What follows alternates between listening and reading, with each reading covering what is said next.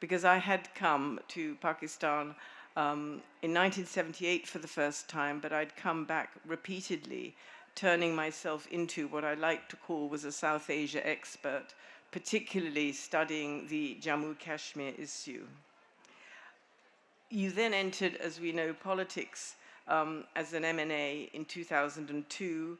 You became Pakistan ambassador to the United States, a member of the Senate since 2015, the first female leader of the opposition in the Senate in 2018, and you're currently serving as Federal Minister for Ministry. No, No, you're not. please, no. That was 2 years ago. That was 2 years ago. I'm parliamentary leader. Right. I'm chair of the Climate and Coordination Committee at the Senate. Right. At the center. Thank you. That's why we're in conversation, so we need a few corrections here. But let's start, Sherry, with we've been friends for many years, and as so often happens, our friendship began because of another friendship, which of course was Benazir Bhutto. Certainly, that friendship was one of the most important in my life, and I think also in yours. So when you, let's just talk about when you first met Benazir. You were still a journalist at that time. Well, thank you, Victoria, for that wonderful and generous introduction. I didn't realize this is where the conversation would go, and I'm never emotionally prepared for this. But as you know, you're a brave woman, and I take courage from your resilience and hers, and the late Benazir Bhutto Shaheed. But I think you'd be better served adding a chair to this stage with a friend of mine sitting over there. Well, two of them, but one more than the other, and that's Yasmin Islam. You know her too. She has been an old friend of Benazir Bhutto's. It's separate to the fact that she's married to her cousin, Tariq Islam, also sitting there. But they are the people that I met Benazir Shaheed through, in any real sense. I mean, obviously, I met her. I did an interview with her when I was editor Herald. I did it myself. I was fascinated by her journey, and I remember it was 8 pages long, and everybody in my magazine said, "Ye to bahut lamba hai. This is too long." I said, "But you know, I'm fascinated by her journey, what she has to say." She was in deep opposition then, and I mean, how she maintains her poise and the daily reinvention of hope, you know, the reinvestment in that. But the interview was, I mean, I was looking at many aspects of her career, and I was very happy with it. And then someone sent me a message that she didn't like it. I said, "Oh, I'm sorry." In any case, she is a consummate politician. I keep saying is because in my mind, she's still very much with us, like all Shaheeds in our culture. Martyrs don't die. Yeah, in our culture, Shaheeds don't die. They're very much with us. So, she was somebody who did not take criticism or criticism badly. I mean, she actually looked at it. And then I think part of the reason was that she called back. She established contact through somebody who's not here today. They called me and they said she wants to meet. I said, I'm sorry, I don't mean to upset, but this is how it is. Anyhow, she said, no, it was, actually, I read it, most of it was good. And then we had another conversation, but that was formal. And then I remember going to their manifesto launch. The People's Party was the great hope in her time too. And she was extremely charismatic and dynamic. But on a personal level, which is where, I mean, that's the only reason I joined politics. If I didn't have a personal relationship with her, I would not have joined.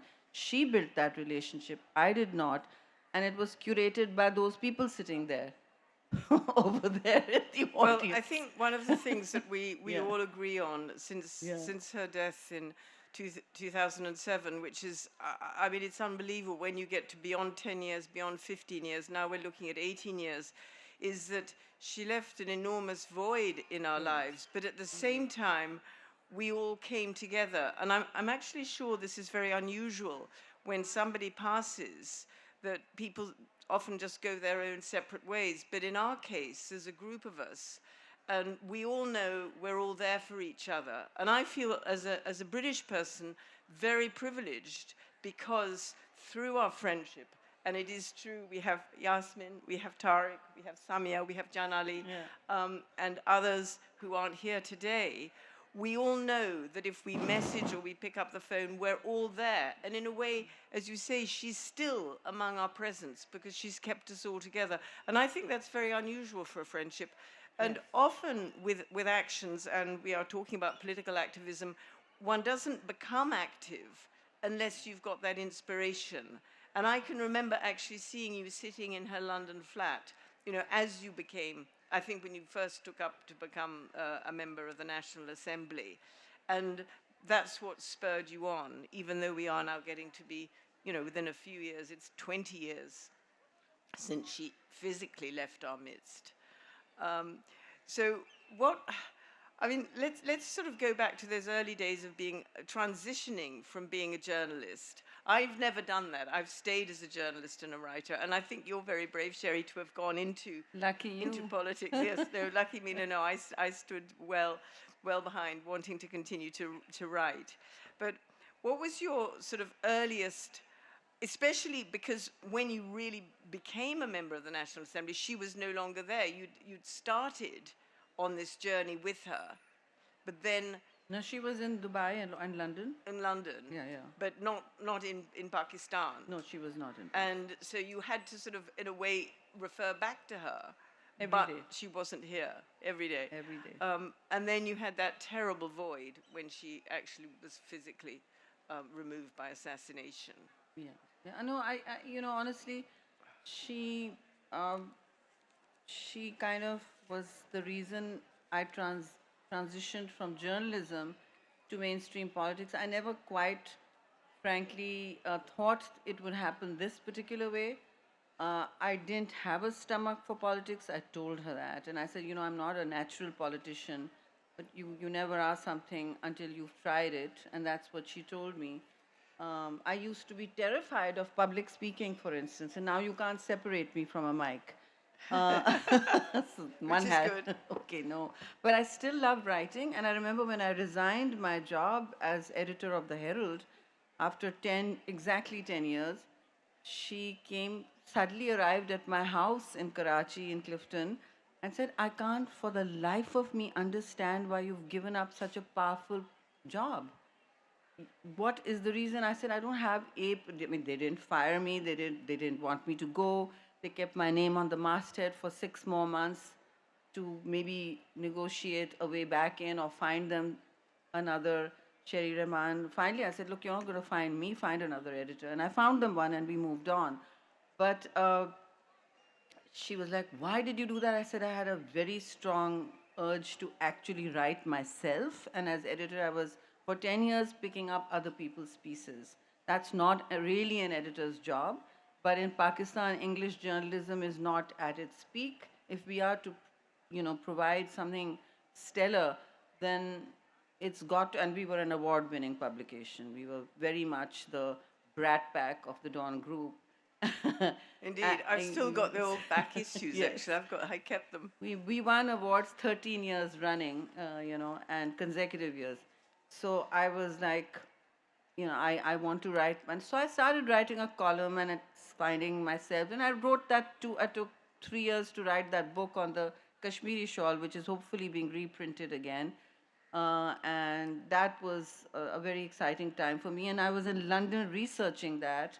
Another thing which brought us together, actually. Yes, she brought us together. I set up the Jinnah Institute there, and she was like, oh, this is fantastic. And you know what happened in London. She would be there very often. And then one fine day, she said, you have to be in the 2002 election. I said, I don't have a stomach for politics. I think and speak like a journalist. She said, that's what we want. I said, you don't want someone with no filter. So she said, no, you'll have your filter. Don't worry, you'll make it.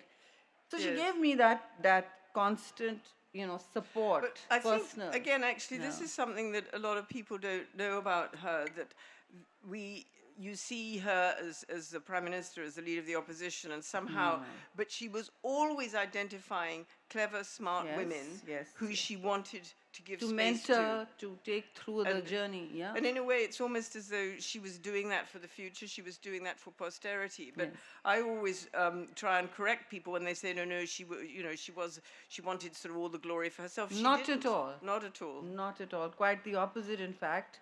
I mean, look, a politician seeks the front page, and she should have that. She did have that for just being there. I mean, by the time she was in her golden era, she just had to show up to dazzle the room, right? You saw that. People who didn't like her, once they met her, they were transformed. I Yes. met so many people. She would arrive at dinner and say, one day, she said, "You didn't invite me to your falafel small." I said, "It's just somebody coming from Lahore." She said, "No, no, I'm coming over." I said, "You're most welcome." I was still not in politics then. And everybody who had a slightly bristly view about her was like dazzled. After Yes. that one dinner, they were like, "Oh, we're Yes. fans. We know exactly." So she was herself a force of nature, as Yeah, you no, know. I was about, Yeah, those were the words in my, we call her a yeah, force of nature. And I force of think we're nature. very privileged Yeah. I certainly feel that myself. And for me, it was a journey that was rather different, because when I first came to Pakistan, and I do still, when I arrive, often I'm in the airport and someone says to me, they notice that I'm a foreigner, and they come up sort of very, very kindly to say, "Is this your first visit to Pakistan?" And I go, "Oh no." And then I often size them up in terms of age and say, "I came here well before you were born." But it was a very different Pakistan in those days, and it was a very tough Pakistan. I think it was a cruel Pakistan. But it was very difficult to function because we didn't have any of the aids and backups that we now have. When I arrived here, I literally came with a notebook and an Instamatic camera. You didn't have the BlackBerry and now the iPhone. No, we had no BlackBerry, no iPhone, and no communication back home. And I think that's something that, in a way, we've talked, even in the speeches we've already had, we've talked about the Gen A, the Gen Z, the baby boomers, the little children that know how to use a mobile phone. But it's something that the next generation doesn't understand. And I think that's why, in a way, I grew up in Pakistan, because I learned to survive in a very difficult time. I want to move on, Sherry, and for both of us to discuss that awful period post her assassination in 2007, because you didn't then quit politics. You kept up the political activism. You kept up the mission in a way that she'd entrusted you, but it also meant that you were someone trusted by her children, who were themselves still only teenagers, but who were going to inevitably embark on their own careers one way or the other in politics. So you automatically, she'd mentored you, but you then had to adopt a role as mentor in a way for the children. Well, I had to give back. That's part of a cycle, right? And I also want to take the opportunity before we move to that dark period. And you know this, Victoria, your own journey has been quite remarkable, not just in Pakistan, but in your relationship with her. The book you wrote, uh, the memories of how you would be running around, as you say, without the modern tools of communication. So you've also had your moments of challenge over here, and you've documented her challenges in a way, in quite the way that no one else has been able to, because you've had a window into her personal life as well as a glimpse into the the level of the scale of challenge she used to face. So I wouldn't be so quick to gloss over that, because I think there are lessons to be learned from her life as well as in her martyrdom. And it's not a life she chose, if you recall. Yes, so Yeah. that's this famous statement, "I did not choose this life, Yeah. it chose me." So Yeah, then her children also did not choose that life. That life chose them because of her tragic assassination and martyrdom. Now, you see, the future is theirs, and in fact, The BlackBerry, I remember in Dubai No. introducing She her loved to her it. BlackBerry. I introduced her to it. And the iPhone was introduced to me by her son, now chairman of the People's Party, Bilawal Bhutto. I don't know if he remembers it, but he said, Auntie Sherry, you're using this, you and Ma using this BlackBerry now. It's been a year and two. Now this is the future. So I looked at it and I said, it's too newfangled for me. But even when my phone now goes wrong or something, I do refer back there.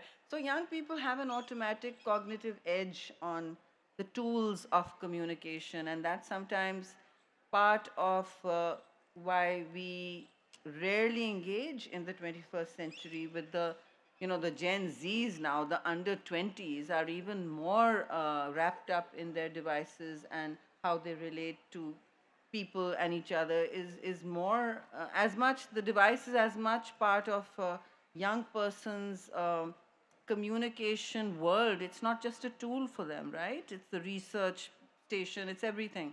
But I have to say this about Benazir Shahid. She was a great learner from new things. I mean, she learned. She was constantly learning and relearning, and we had to unlearn a lot of things as well in Yes. doing so. So that was also remarkable. People know about her courage, her scathing, bravery, and standing up to what she considered mattered, like her great, father, Shahid Zulfikar Ali Bhutto, that his history will judge us. So that loomed over their daily choices. In the end, it's about the choices you make. It wasn't that history happened to them; they also happened to history, right? Shahid Zulfikar Ali Bhutto said, "I will not make the compromise.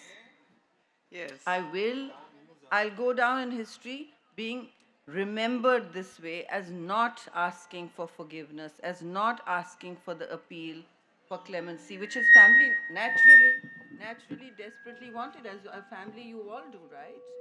I think there's something wrong with the mic here. And so he made the history and by the choices. She had also learned to do that, if you recall. Yes. And you've been documenting some of that because it wasn't in a comfort zone that her politics was conducted, right? It wasn't in a comfort zone. And now, do we have a mic or do we not? Yes. We do. I think it's better. It's That's back. better. No. So I think a little bit of lesson learning for all of us from her life. For me also, it's very important to remind myself that it was never a comfort zone. No, I think one of the things that I find, and I meet people here, I meet people in the United Kingdom, is that they somehow felt that it was an easy life. It was certainly not an easy life. It was a very tough life. And how hard she worked. And I think, I'm also thinking for the younger generation. I hope there are some students here as well, that she was an extraordinary woman through hard work. One might say, well, she had privilege, but she didn't take that privilege for granted. No. And this is something that I, again, was able to see firsthand, how hard she worked, whether it was in Dubai, whether it was in London, whether it was in, obviously she spent not much of the last 10 years of her life back in Pakistan. I mean, she was over 8 years in hardly had any time. But I think it's that dedication, and it's something you won't see her like again. You'll see difference, but you won't see her like again. But moving, Sherry, to the children, I mean, that was a big responsibility for you, and I think we all felt that. I felt that in London. Bilawal had just started at Oxford University, and that was one of her greatest prides, and we went together to take him to start at Oxford, at Christ Church, the college her father had attended. And she was in tears as she left him there, and she was being, again, this rather lovely naive character that she had of being the mother, the very protective mother. And I think he was longing for her to go off and he could go and sort of start on this very important phase, and she was sort of clucking over him. And that agonizing thing that lasted one term, he was 19 years old. She did have the pride in seeing him get into Oxford, but she never had the pride in seeing him graduate. And I think it was that unfinished aspect of motherhood that, all of us around in different ways, we were all these aunts. You were Auntie Sherry, I was Auntie Victoria, to this new generation who've now, they're now in their 30s, they're grown up. and they're adults, but they were still teenagers. Can we just go into that dark period a little bit, to how you felt, what you felt you could do for the children? No, I rather would not. And I respect their privacy as children that were growing up in very, very, I mean, bizarre circumstances and very tragic. I mean, But in terms of their I think political the daily tutelage. encounter with tragedy is what defined many of our lives then. The October 3rd, 18th, when, we went through the night she arrived, or the day she arrived, as it turned into night, we went into the largest terrorist attack Pakistan has seen, other than the APS private, the school one later. And it was huge, and anyone else would have said, I'm not standing up tomorrow to do this and run public campaigns, because someone asked me today, why don't I wear saris? I said, well, finally, I said, look, my back was burnt that day, and I'd rather not. So we all did not come out unscathed. And I was sitting in her lap when we got away. And she said, literally, she forced me. She was one of those, she would not leave you behind. No. She would not leave whom she felt was important behind. Her workers, everybody. She waited. There was no getaway car. She waited for all of us to be safe. And then we left. And she rang, and there was no space in her car. She said, no, you have to come in here. This is, anyway. So the darkness started that night. Yeah, no, and I felt that too. she would, anyone less resilient, anyone less committed, anyone less clear would have stood up and said, okay. The next day we had a meeting at Bilawal House, Karachi, where everybody said, okay, you have to review how you do this campaign now, because we were in the middle of an election campaign, which had started the day she landed, frankly, because so many people turned out. It was in millions, the numbers. We were crawling step by step, and after the bomb blast, they thought, well, this is one way of pushing back on this tidal wave coming to Pakistan of people and people's power. And she just said, no, I'll do the press conference I'll manage the local press in Bilawal House, you take care of them in your house, because we didn't have enough room for the hordes that had descended on us. The international media was here in thousands. So I was information secretary for her. I had a very rough task, and I had to separate them, send the people to her house. I mean, we got injured just doing that. Okay, and then I had to rush to her, and she stood up and she said, we're going to be campaigning. I didn't come back here to sit in a drawing room, because that's what everyone advised her to do. Yes, no, she resisted armchair politics. I'm sure the children felt that, their mother was going. I was not in Dubai. I was holding down station here when she left. So that must have been, they replayed all sorts of moments. And it's not for me, because I was there to unpack that. No, I was just in thinking, public. Sherry, in terms of their political tutelage, because... Yeah. No, it was not, she didn't intend life for herself, as you know, political life for herself. She was far more interested in the nuts and bolts of foreign policy, and was famously excellent at it. And the same way, I don't think she ever herded or guided her children into careers that she was expecting them to find. No, I think she would not have wanted them to go. Again, no, I don't think. I don't know. She brought. She would. In the end, she started bringing Bilawal Bhutto Zardari into meetings, if and when he was available. Say if he was in London, she said, "I want you to see how this works. Yes. I want you to see how you negotiate, and things like that." So he learned a lot, literally, but there was never a forcing of choices from her in any sense.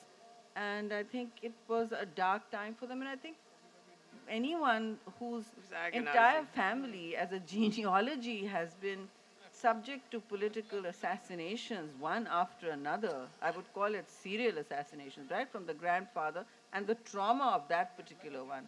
So I think that defines a person's life and their choices. You get away from it in your everyday kindnesses, and probably a lot more humility comes your way, because mortality is always staring you in your face. Yes. I mean, but for me. you never felt, Sherry, that your political activism continued. You never felt that after she'd gone. Of course I did.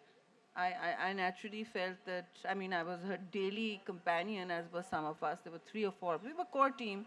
And I just felt, my job is done. But I remember rolling out my bag after we had buried her. It was very, very tough in Nodero. I didn't have my meds. I had nothing. I had nothing with me.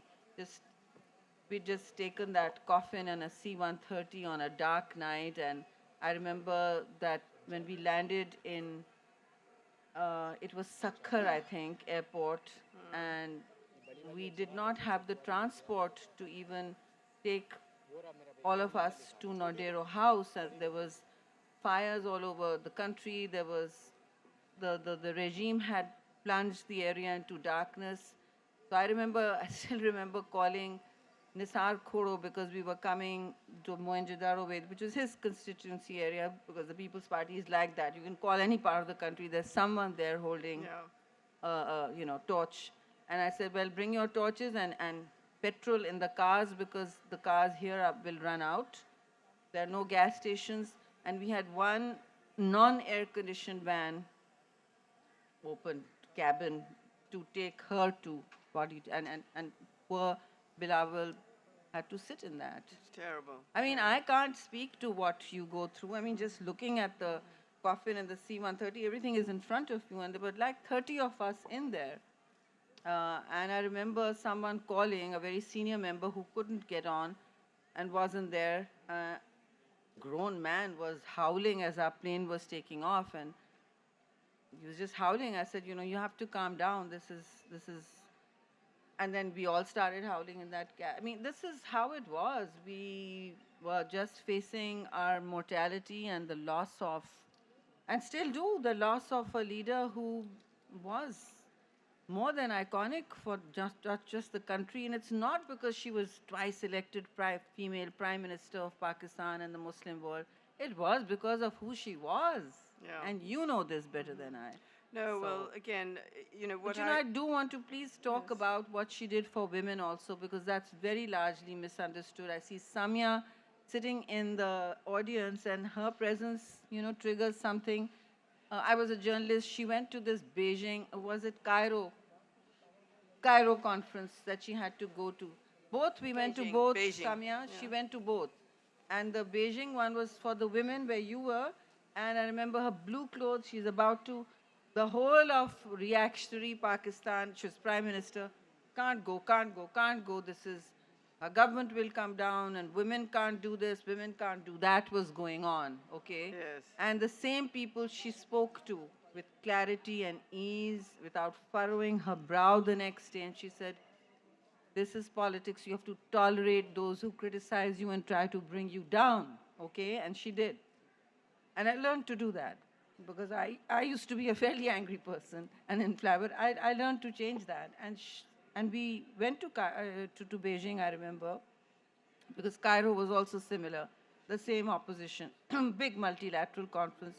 She's speaking there, and after Bangladesh, and we come out. There was some, she's the prime minister. They have different protocol tubes for her. So anyhow, she got taken away. I was standing in the wings with her speech, which she claimed I had written, but no, she had written it. Yeah, no, I mean, because she's given me a draft. Cherry, please fix this draft. Of course, I fixed it, and refixed it, and then she puts a line through it and starts again. I said, why do you make me do this? She said, because when you have fixed it, I have better ideas. Yes, stuff like that. It was one of those traits she had. I think we all wrote speeches. And her son still has that. We wrote draft speeches, Yes, but she yes. actually then delivered her own speech And, much her better. own But speech, it yeah, helped yeah. her to just. But what I prod want her to into remember action. is that she was standing by the lift, the Prime Minister of Pakistan, standing there like this, smiling. When we came down, because I think Samia was with me or not, we had lost the entourage, meaning we could not get into the bubble or reach the hotel, and everything is in minutes, and you may not even get to the airport or wherever you had to next. She understood that, and she kept waiting, kept her entire entourage waiting at the lift. I'll never forget that. The Prime Minister is waiting at the lift for this journalist, really. I'd left by then, and Samia was there. and another few women journalists she had taken. She was waiting for us so that we don't get left behind. Yeah, no, that was... Nobody does that. Nobody does that anymore. I remember that, and I do that for my staff and my juniors and whatever. But we were a bunch of transitional journalists. I mean, I'd left, but she had taken five or six, women journalists, most of her critics, and she just stood there. She said, "You guys will never make it to the bubble or to the, next meeting. I understand this, you don't." And everybody's like, "You made the Prime Minister wait?" I said, "No, we didn't make the Prime Minister wait." So this is what she was like, she thought of. But Sherry, you mentioned about, she really did want to, I mean, and I know until her dying days, what she wanted to achieve was for the women of Pakistan. Oh my God, and, all the time. I think that this is something that we all should recognize, is how hard she worked. Again, she was criticized for not doing enough. It's always very easy to criticize, but she did do an enormous amount. And I think even in her first term of office, the fact, again, it's now more difficult for people to realize that she was the first female prime minister of a Muslim country, at a time when people weren't accepting having women. And even when she was prime minister, she had a group of people who didn't accept her. But behind her, other women could rise up in the law as doctors, as journalists, as TV presenters. And I think, again, when we're looking at legacy, what she did and what she wanted to do and the role model she set, that you can never eradicate. No, absolutely. And so the women piece was a very important part of it. And she would not, unlike, there were many other leaders in the world, powerful women emerging. There was Margaret Thatcher, there were others. But she did not roll up the ladder behind her. She looked back. That's the term I used to use for her. That don't roll up the ladder. When you've come somewhere, turn around and reach from the stage. Which she did for you and many other women. Yes. Many others who were willing. I mean, I remember she asked Asma Jahangir, Hina Jilani, and myself to join in 2002. They pulled back, and I said, okay, because she was so persuasive and so dazzling, and she even spoke to my family. And I called Yasmin and said, I don't know if if I'll survive this. And she said, look, if she's looking after you, then you will. And honestly, quite honestly, till the day she passed and she was assassinated, so tragically she did. But her legacy has been very powerful. Even to this day, there is a constant rethinking about where women stand in the party, like the Benazir Income Support Program. I was just going to mention that, yes. After her, she was part of that manifesto that made it happen. And I still remember the cabinet meeting, which was our government, and we had a 5 ministerial meeting after the cabinet, and Prime Minister Gilani was chairing. He said, we have to make this program happen. They all don't happen in cabinet. You make big decisions, and then some people have to drive things. So we were the driving team. And as we were putting the nuts and bolts on it, the bureaucracy arrived, and they said, it can't go to women. It's not possible. They will not be able to pick up the checks from the post offices. Initially, it was the post office that we were using, and Pakistan had a vast network of postal offices, brick and mortar. So we said, I mean, I was obviously the only woman in the room, and I was a senior federal minister. I said, no, it has to be women. This is the vision. That's in the manifesto. Excuse me, it has to be women. I remember I had to go and phone the president on the excuse of going to the washroom to change that. And I got lucky that I got him. We were very democratic. We were on cell phones. We hadn't changed our numbers. Neither had the prime minister. I said, the bureaucracy is pushing back, and before you know it, this will not go to women. And men treat, sustainable and social support checks and money very differently, and assets very differently than women. We've all decided this. She said, why are you arguing with me? Just tell them I said so. And that at that time, he was not he was very much the president and not the 18th Amendment. And so I said, well, I don't know how I'll say this. If you please phone and say this is non-negotiable, this will go through. He said, oh, you're scared, are you? I said, I can't say I snitched. So he eventually called through, and then I remember the first check that was picked up was from one of the most remote and difficult to access post offices. It was Kuram Agency, which you hear of these days for all the strife In Parachin. KPK, yes. No, Kuram Agency Kuram is Agency. particularly. Yeah. Kuram Agency, you all heard of Parachinar problems, Yes. the conflict there. It's a fragile conflict zone many times. And the first check was picked up by a woman from Kuram Agency. So much for the bureaucracy. And look where the BISP is today. Yes. We used it for providing, over 1 million families their first support checks for the flood because it was ready. And the World Bank calls it the gold standard in Social Security. So because of her legacy, this continues. This is the reason that Bilawal Bhutto Zardari made this resilience program I was talking about. The housing goes to women, meaning if I'm getting this square of land, Yes. which I was just squatting on earlier or didn't have ownership to, then government is giving it as a flood effecti, you get a land title. And that it goes to the woman of the household. So they all have to produce a woman of the household with an ID card.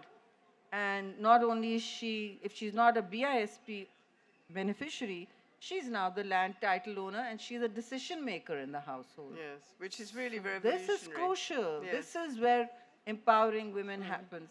And she was also another project was having women in police stations. Yes, that is something. Which I now think, that is again, trickling people have back forgotten. again. People have forgotten many things. The women police station, the women's bank, the computer centers for the women literacy stations, and now the women's police, the police stations are coming back because they realize how useful they were. So they were not given the kind of salience and importance and resourcing that she envisioned. I mean, I was just thinking when I was sitting on the stage, I don't know anybody who's so confrontational about the choices they make except her. She would have also said, what is this making a comeback for? Why is it back on the stage? In the earlier session, Yes, I said, I plastic. didn't see it. Yes. And now it's back on the stage. And it'll not degrade for 1,000 years in your landfill. Stop using them. This is a forum for public intellectuals. At least, make the uncomfortable choices and get rid of these. This is poison The plastic. for your rivers. And you want to be good citizens, this is the first inconvenient choice you have to make.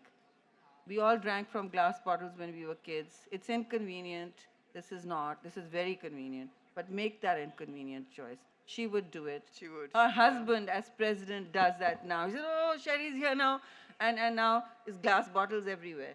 But he did it on his own. He's been an environmentalist. But it's still a tough battle. No, it's a very They tough. go away and they worldwide, come it's back. tough. Yes. These things come back. My goodness, she would do the same. No, worldwide it's tough. On that note, Sherry, let's see if we have a lovely audience here.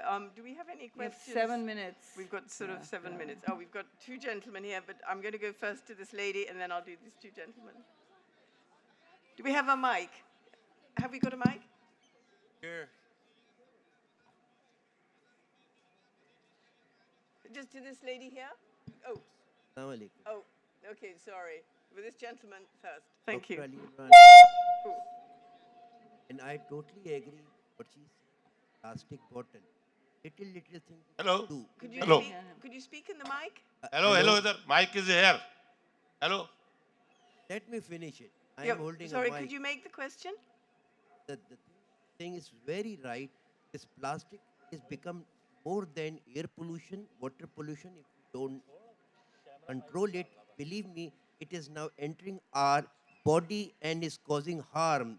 There are micro level particles being detected by MIT and Harvard, and that, like air we breathing, we are killing ourselves. We are wrong eating, as she said, healthy food, organic. I think we should listen. I can disagree with her political views, but believe me, today I felt she's an expert of PhD in climate, though she is not, but brilliant. She spoke excellent, and I think we should give ear to her the thoughts, because she's talking about saving Pakistan. Karachi, Lahore, they are in mess now. So we Thank have to you. listen plastic. Whatever she's saying, seriously listen to it. You know, I I'm a think we are professor of agreed, public health. yes. I'm a professor of public health in Karachi, London, and New York, and I have traveled all over the world. And I said, listen, हम लोग ऐसे आते हैं जैसे कोई 1% economy अच्छी बात कही, हम 1% एलीट पाकिस्तान है. मैं खुद मिशनरी स्कूल्स में गया हूँ. ये हमारा पाकिस्तान नहीं है जब तक सबका पाकिस्तान नहीं होगा.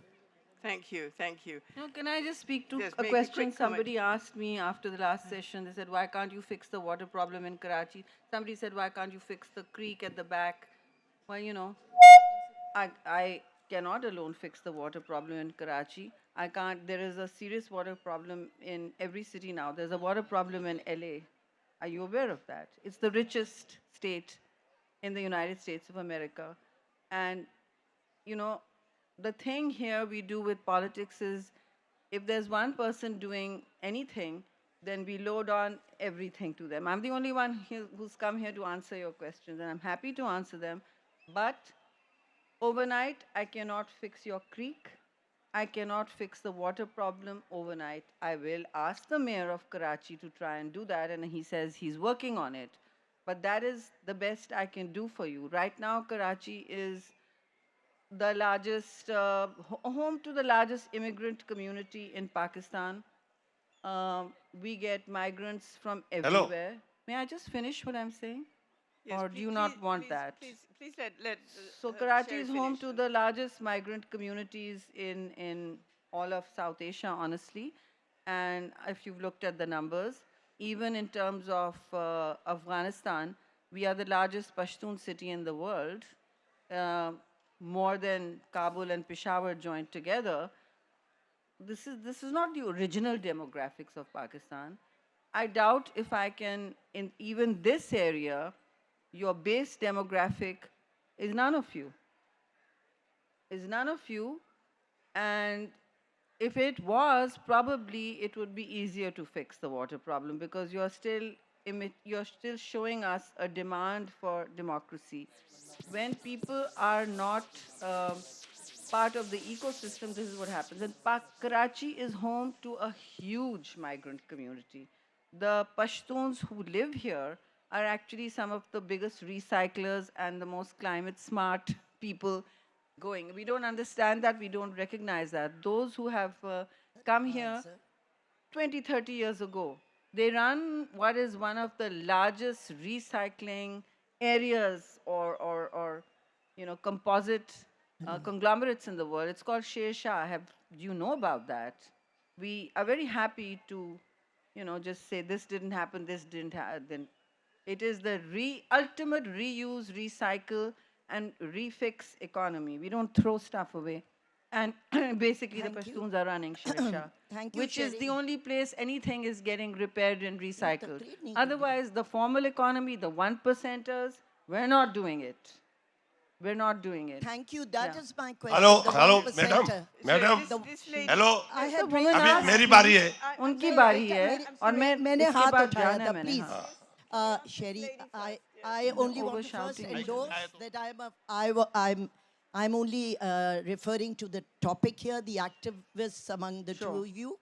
I was an activist with People's Party, admirer of Benazir, admirer of some of the legislations. I'm invoking the topic and asking you a question, which was my question in a little different wordings in the previous session. Does it not make you angry that I am a first generation Sindhi and a die-hard Karachiite, and it hurts me every single day, or one of those जिसने major सड़कों पे जाके झाड़ुआं भी दी हैं, कूड़ा भी उठाया है, पानी की बोतलें भी फेंकी हैं, आपकी तरह से दीवानी कराचीआइट हूँ, ऐसे ही नहीं. तो अभी बहुत सालों बाद इंटीरियर सिंध भी हो गया. Does it not hurt you as an activist? I'm invoking that in you. कि वो फ्लड्स का अभी तक एड्रेस नहीं हुआ है. आपने पहले कहा government education and the 1%. My dear children are going on the public service. जैसे आप गई थी अपने स्कूलों में, हम लोगों के बच्चे प्रिविलेज्ड हैं, उनको ले जाया जाता है, उनको aware. Government school is what's sitting on the major Sindh population to educate about everything and anything. Are you not unhappy on that? We are sitting with the most secular, my hope, the most secular and progressive government in the conglomerate of governments or the ideologies. That is where your activism or Ms. Schofield's activism should reinvent itself and start writing कि इस province में, province of Sindh, जिसमें migrants भी हैं और लोग भी हैं, नहीं किया जा रहा है काफ़ी, नहीं किया जा रहा है 13 साल से या 15 साल से. It should, the activist in you should constantly be saying कि छोटी छोटी चीज़ें, garbage उठाया जा सकता है, पानी पहुंचाया जा सकता है. So Okay. just continue to be very upset with this province's delivery, please. Thank you. Are you not? Or are you not? I think is my being question. upset is not going You said to, anger, it starts activism. You said you have no, to be yes, questioning. Yes, but I think the point here is that activists don't have to answer for anything. Nothing. They're not accountable, hardly even auditable, whereas governments and politicians are. But, you know, that's fine. Your question is part of what we spoke of earlier, and I said it keeps me awake at night. I don't know what it is that compels us to heap every problem on government. And sure, you see that, you know, delivery is for such a large population is slow. But you mentioned something about flood recovery, that it's not happening.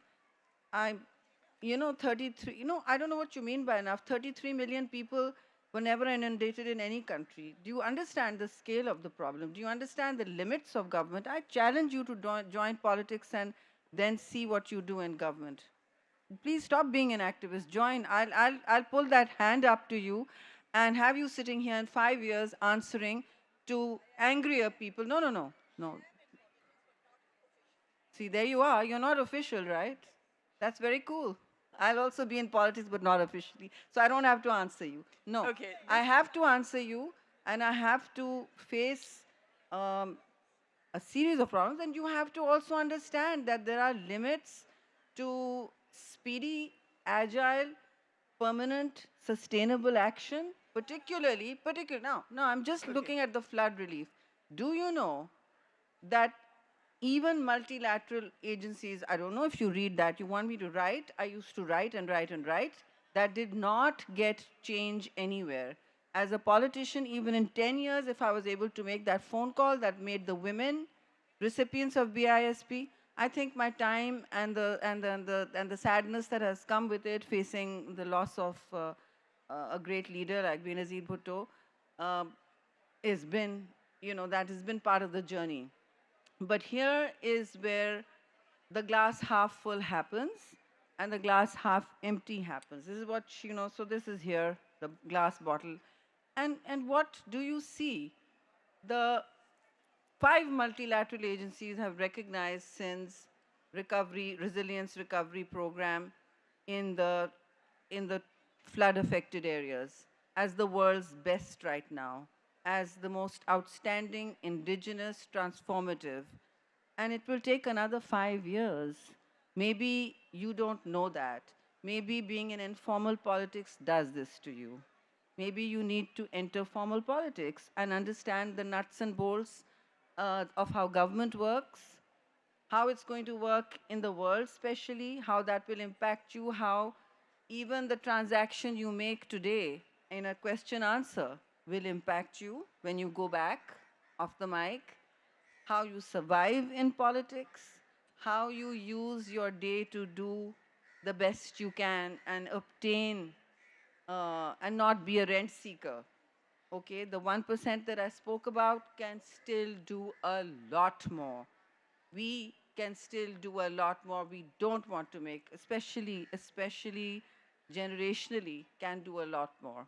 Because in countries where the cycle works of civic agency, half the work is being done by you know, you must be lauded for cleaning up beaches yourself. I do that also. I don't take pictures of it. It's tacky.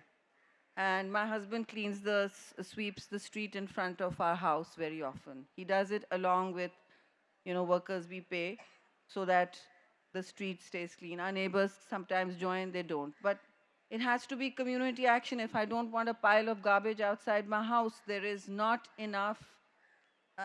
enough civic agencies picking up. To this city, I think, generates more than 12 to 19 I think it generates now, it used to generate 12,000 tons of garbage every day. It generates way more than that now.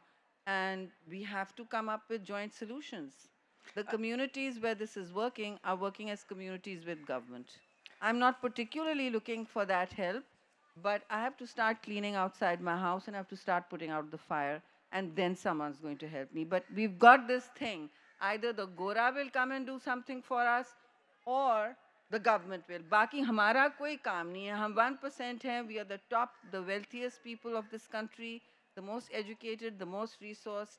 हमने थोड़ी बहुत घर में charity कर दी, या किसी organization को दे दिया, या किसी ball पे चले गए, वाह वाह. And then we think our work is done. It's not. That does not absolve government from action either. You have to keep asking the inconvenient questions, and they need to be welcomed. But if you need to all start thinking of crossing that bridge. We have to not otherize each other. We need to work with each other and not talk at each other or talk down at you. I can't talk down at you. You won't like me. And it should matter to me that I'm likable, right? But you also, there's a very angry young person, Bichara, please give him Yes, the he wants his last question, because last question, I'm overdue because for... Jaldi, jaldi, Mahesh bhai. Jaldi question. Ji. Mike, can you put the mic on? It's okay. I can Just hear while him. he's asking the question, I want to say it's not unique to Pakistan. I've actually been on the beach in California Yes. with hello a plastic hello bag. आवाज आ रही है? मेरा नाम महेश कुमार है. मैं आप हर आपसे दफा पूछते मैं हैं आपसे बेचारे. ये पूछना जी. चाहता हूँ कि हमें ये पाकिस्तान सबके लिए होना चाहिए. इट बिल्कुल. मीन्स जो गैर मुस्लिम है उनको भी बराबर के हकूक मिलने चाहिए. 100%. हमारा इस्लामी जमहूरिया पाकिस्तान का सफर डेमोक्रेटिक रिपब्लिक पाकिस्तान की तरफ शुरू करना चाहिए. उस पर आपका क्या कमेंट है? आइन में ये तरमीम हो सकती आपने है? महेश भाई अदा आपने बहुत ही चुभता हुआ और बड़ा ज़बरदस्त सवाल किया है. आपके हुकूक जो हैं इस पाकिस्तान में होने चाहिए हमसे बराबर, लेकिन मुझे पता है नहीं है. मैं आपके साथ ये गुस्ताखी नहीं करूँगी कि मैं आपसे कहूँ कि आपके हुकूक और मेरे हुकूक वही हैं. हुकूक आइन में हमारे बराबर होने चाहिए, और जितना हो सकते हैं.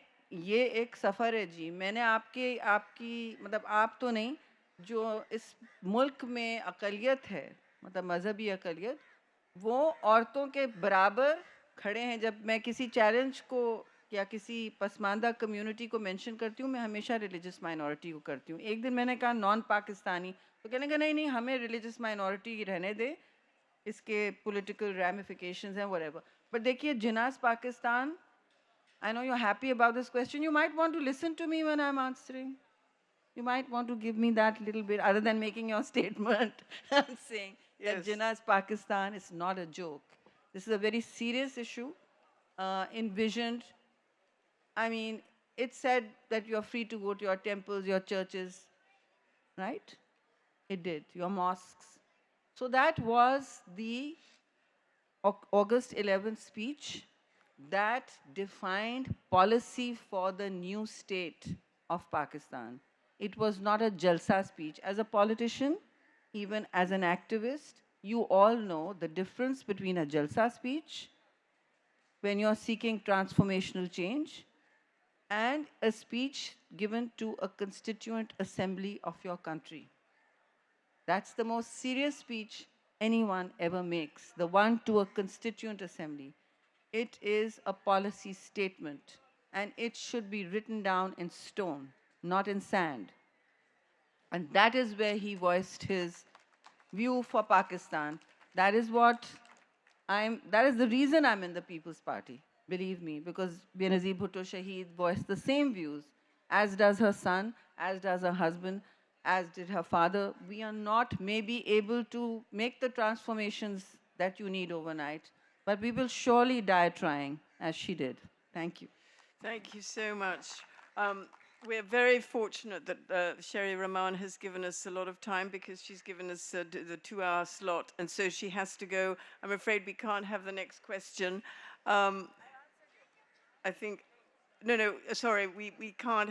She has said she has to go. Perhaps you'll catch her at another minute. So I want to thank Sherry again very much for being in conversation with me. We have been old friends for many years. We were inspired by the same person. We've pursued different paths. And thank you again, KLF. Thank you so much. Next time, let me interview you. Din